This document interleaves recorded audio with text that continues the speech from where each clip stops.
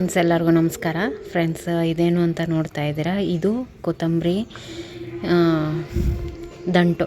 ಇದಕ್ಕೆ ಕೊತ್ತಂಬರಿ ತರಿಸಿದಾಗ ಬೇರು ಸಮೇತ ಕೊಟ್ಟಿರ್ತಾರೆ ನೋಡಿ, ಆ ಕೊತ್ತಂಬರಿ ಇದು. ಅದನ್ನು ನಾನು ಕಟ್ ಮಾಡಿ ನೀರಲ್ಲಿ ಹಾಕಿಟ್ಟಿದ್ದೆ ನಿನ್ನೆ ನಾನು ಹಾಕಿಟ್ಟಿದ್ದು. ಅದರಿಂದ ನೋಡಿ ಒಂದು ಸಣ್ಣ ಚಿಗುರು ಬರ್ತಾ ಇದೆ. ಈಗ ಇದನ್ನು ರೀಗ್ರೋ ಮಾಡ್ಬೋದು. ರೀಗ್ರೋ ಮಾಡೋದ್ರಲ್ಲಿ ಇದೊಂದು ಕೂಡ. ಇದಕ್ಕೆ ಇವತ್ತು ನಾನು ಈ ಪಾಟಲ್ಲಿ ನೆಡೋಣ ಅಂತ ಅಂದ್ಕೊಂಡಿದ್ದೀನಿ.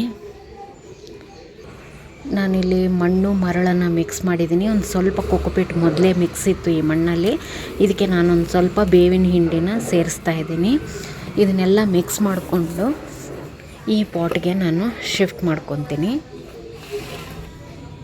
ನೋಡಿ, ಇಲ್ಲಿ ನಾನು ಮಣ್ಣನ್ನು ಶಿಫ್ಟ್ ಮಾಡ್ಕೊಂಡಿದ್ದೀನಿ.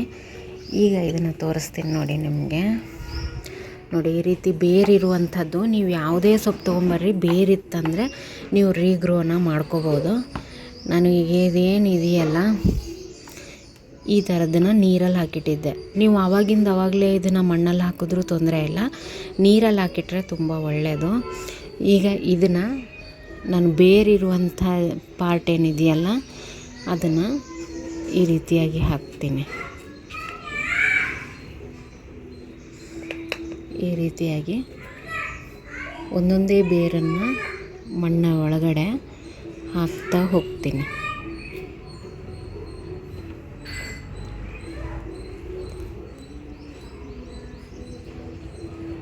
ನೋಡಿ, ಈ ರೀತಿಯಾಗಿ ಹಾಕಬೇಕು.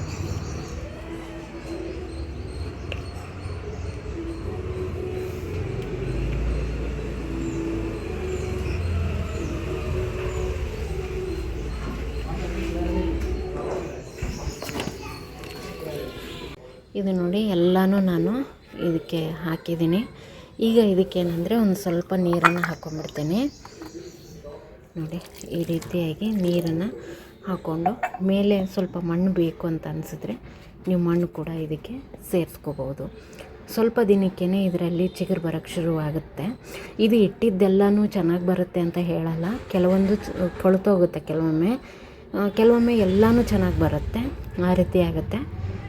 ಇದನ್ನು ಸದ್ಯಕ್ಕೆ ಇವತ್ತೊಂದಿನ ನಾನು ಬಾಲ್ಕನಿನಲ್ಲೇ ಇಡ್ತೀನಿ. ನಾಳೆಗೆ ತೊಗೊಂಡೋಗಿ ಇದನ್ನು ಟೆರೆಸಲ್ಲಿ ಇಡ್ತೀನಿ. ಫ್ರೆಂಡ್ಸ್, ಹಾಗೆ ಇವತ್ತು ನಾನು ಬಾಲ್ಕನಿನಲ್ಲಿ ಈ ಒಂದು ಬಸಳೆ ಸೊಪ್ಪಿನ ಗಿಡನ ನಾನು ನೆಟ್ಟಿದ್ದೀನಿ. ಇದಕ್ಕೆ ನೋಡಿ, ನಡುವೆ ಒಂದು ಕೋಲನ್ನು ಇಟ್ಟು ಇದ್ರ ಸುತ್ತಲೂ ಬಸಳೆ ಸೊಪ್ಪನ್ನು ಹಾಕಿದ್ದೀನಿ. ಒಂದು 5 ಬಸಳೆ ಗಿಡನ ನೆಟ್ಟಿದ್ದೀನಿ ನಾನು. ಚಿಕ್ಕದಿದೆ, ಇದು ಒಂದು ಮಾತ್ರ ದೊಡ್ಡದಿದೆ. ಇದನ್ನು ಈ ರೀತಿಯಾಗಿ ಸಪೋರ್ಟ್ ಕೊಡೋಕ್ಕೆ ಅಂತ ಹೇಳಿ ನಾನು ಕೋಲನ್ನು ನೆಟ್ಟಿದ್ದು. ಕೋಲಿದ್ದರೆ ತುಂಬ ಒಳ್ಳೆಯದು.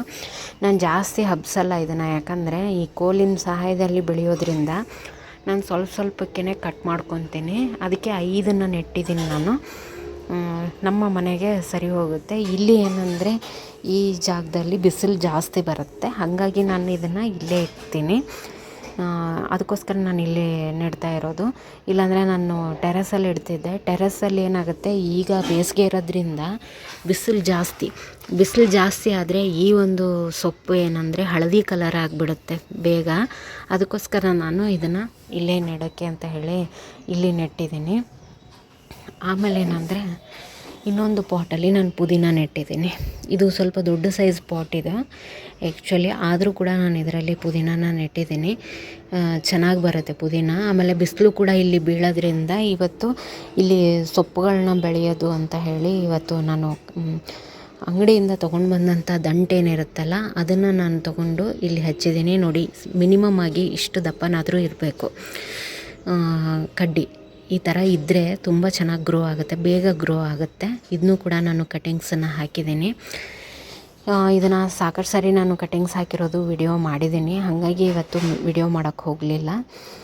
ಇದು ಕೂಡ ಸ್ವಲ್ಪ ದಿನದಲ್ಲೇ ಚಿಗುರೊಡೆಯುತ್ತೆ. ನಾನು ನಿಮಗೆ ಅದನ್ನು ಕೂಡ ನೆಕ್ಸ್ಟ್ ವಿಡಿಯೋಗಳಲ್ಲಿ ತೋರಿಸ್ತೀನಿ.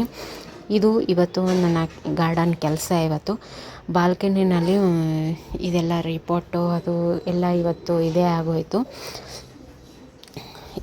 ಈ ವಿಡಿಯೋ ಇಷ್ಟ ಆಗಿದರೆ ಒಂದು ಲೈಕ್ ಮಾಡಿ ಫ್ರೆಂಡ್ಸ್. ಇನ್ನೂ ತನಕ ನನ್ನ ಚಾನಲ್ ಸಬ್ಸ್ಕ್ರೈಬ್ ಮಾಡಿಲ್ಲ ಅಂದರೆ ದಯವಿಟ್ಟು ಸಬ್ಸ್ಕ್ರೈಬ್ ಮಾಡಿಕೊಂಡು ವಿಡಿಯೋಗಳನ್ನು ನೋಡಿ ಸಪೋರ್ಟ್ ಮಾಡಿ ಅಂತ ಹೇಳ್ತೀನಿ. Thank you friends, bye.